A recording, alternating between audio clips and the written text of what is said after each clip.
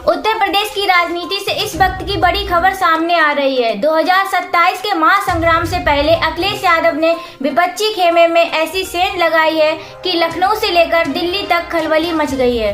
Bahujan Samaj party के कभी चाणक्य कहे जाने वाले और पूर्व कैबिनेट मंत्री नसीमुद्दीन सिद्दीकी ने आज आधिकारिक तौर पर समाजवादी पार्टी का दामन थाम लिया है। अखिलेश यादव ने उन्हें खुद पार्टी की सदस्यता दिलाई। लेकिन रुकिए, खबर सिर्फ इतनी नहीं है। सिद्दीकी अकेले नहीं आए हैं, उनके साथ नेताओं की एक लंबी फौज सपा में शामिल हुई है। नसीमुद्दीन सिद्दीकी, पूर्व मंत्री और दिग्गज मुस्लिम चेहरा अनीस अहमद खान उर्फ फूल बाबू, भाजपा के कद्दावर नेता राजकुमार पाल, अपना दल एस के पूर्व विधायक दीनानाथ कुशवाहा और डॉक्टर दानिश खान जैसे बड़े नाम शामिल हैं। जानकारों की माने तो नसीमुद्दीन सिद्दीकी के साथ करीब 1600 छोटे बड़े कार्यकर्ताओं ने साइकिल की सवारी की है। सिद्दीकी जो हाल ही में कांग्रेस छोड़ चुके थे, उनके आने से पश्चिमी यूपी और बुंदेलखंड में सपा का पलखा भारी होता दिख रहा है। अखिलेश यादव ने इस मौके पर हुंकार भरते हुए कहा कि यह पीडीए की बढ़ती ताकत का प्रमाण है। इस ज्वाइनिंग ने साफ कर दिया है कि आने वाले चुनाव में मुकाबला बेहद दिलचस्प होने वाला है। क्या नसीमुद्दीन सिद्दीकी का साथ अखिलेश यादव को 2027 की सत्ता तक पहुंचा पाएगा? अपनी राय हमें कमेंट बॉक्स में जरूर बताएं। कई लाख और हम समझते हैं संदेश करोड़ों में जा रहा है। मैं सबसे पहले बहुत पुराने नेता, अनुभवी, कई सरकार चलाने का जिनके पास अनुभव है और लगातार जोड़ने का जो उनका एक्सपीरियंस है, भाईचारा और बहुजन समाज को साथ लाने का जो उनके अंदर हुनर है, नसीमुद्दीन सिद्दीकी साहब, यहां पर बैठे हुए हमारे पूर्व मंत्री अनीस अहमद साहब, राजकुमार पाल जी, दीनानाथ कुशवाहा जी, डॉक्टर दानिश खान साहब, श्रीमती रंजना पाल जी और बड़ी संख्या में सभी साथियों का मैं समाजवादी पार्टी में आप सबका बहुत बहुत स्वागत करता हूं, धन्यवाद देता हूं और मैं आभार प्रकट करता हूं कि हम सब मिलकर के इस राय को और मजबूत बनाने का काम करेंगे। अर्थात माननीय अखिलेश यादव जी की सरकार में क्या क्या हुआ उसमें 2 मिनट में रोटी डाल दूं, पूरा बताऊंगा तो शाम हो जाएगी। मैं संक्षेप में बता रहा हूं। देश में पहली बार बेरोजगारी भत्ता अगर किसने दिया?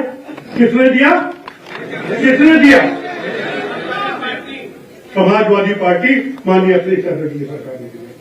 बाकी बाद में नकल करते रहो। इसके बाद छात्र छात्राओं को लैपटॉप और टैबलेट पहली बार किसने दिया? माननीय अध्यक्ष जी की सरकार ने। इसके बाद सरकारी नौकरियां किसने दी? आज एक नौकरी लगवा लो, एक। महंगाई बढ़ेगी, सब कुछ बढ़ेगी, बेरोजगारी बढ़ेगी, कारोबार नहीं मिलेगा और जो हो भी रहा है बुलडोजर करेगा। इसलिए बहुत लंबी बात है। इसके बाद प्रदेश में बड़े पैमाने पे विकास हुआ, जिसकी 2-1 वानगी पेश कर रहा हूं। लंबा हो जाएगा। गोमती तट का रिवर फ्रंट आप सब देख रहे हैं और एक जो बेमिसाल काम। अध्यक्ष जी, मैं नहीं कहता हूं, आपके विरोधी हमारे विरोधी भी कहते हैं। ये लखनऊ आगरा एक्सप्रेसवे जो आपने बनाया, उसकी क्वालिटी आज भी आपकी नकल हो रही। तब बुंदेलखंड एक्सप्रेसवे बना, चौथे में इतने एक्सीडेंट हुए कि दर्जनों मर गए। आज तक मर रहे हैं। पूर्वांचल एक्सप्रेसवे बना क्या? अरे यार, कुछ सीख लेना है तो हमारे अध्यक्ष जी से भी सीख लो, ले लो, तुम्हारे काम आएगा भाई। कुछ काम लेना चाहिए कि क्वालिटी क्या होना चाहिए।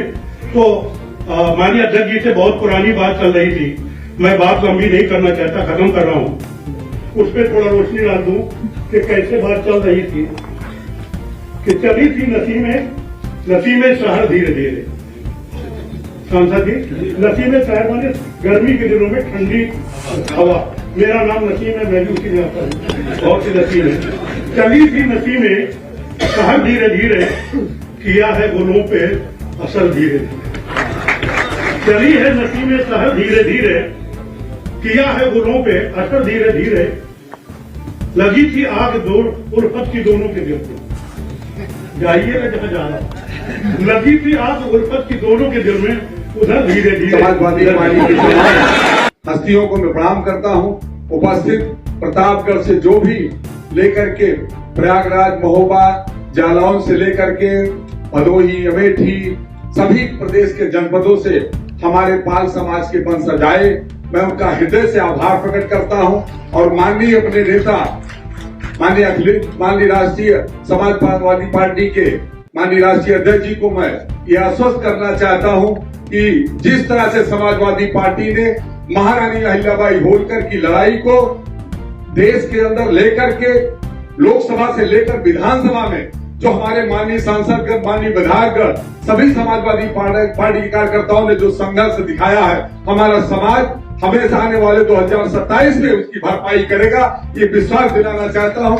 इन्हीं चंद शब्दों के साथ मैं माननीय अपने राष्ट्रीय अध्यक्ष जी से मैं क्षमा मांगते हुए कि जो भी मुझे आदेश निर्देश होगा, मैं आपके पीडीए परिवार का बेटा हूं और ये पाल समाज ही नहीं, पूरा पीडीए परिवार आपके साथ है। ऐसी क्षमा याचना के साथ पुनः सबको आए हुए सभी हमारे जितने भी समर्थक हैं, मैं सबको आभार प्रकट करते हुए अपनी बात समाप्त करता हूं। जय हिंद, जय। मैं अपने राष्ट्रीय अध्यक्ष जी को प्रणाम करता हूं और परम पूज्य नेताजी इस दुनिया में नहीं है और उनका चेहरा देखकर के मेरे आंखों में आंसू आ गया। उसको वो महासंत कहते थे और परम पूज्य हमारे नेताजी, हमारे राष्ट्रीय अध्यक्ष जी को इतना संबल प्रदान करते कि कठिन परिस्थितियों का सामना करते हुए भी आप अपने मिशन में निरंतर आगे बढ़ते हुए आप प्रदेश नहीं देश के नेता बने, यही मेरी शुभकामना है।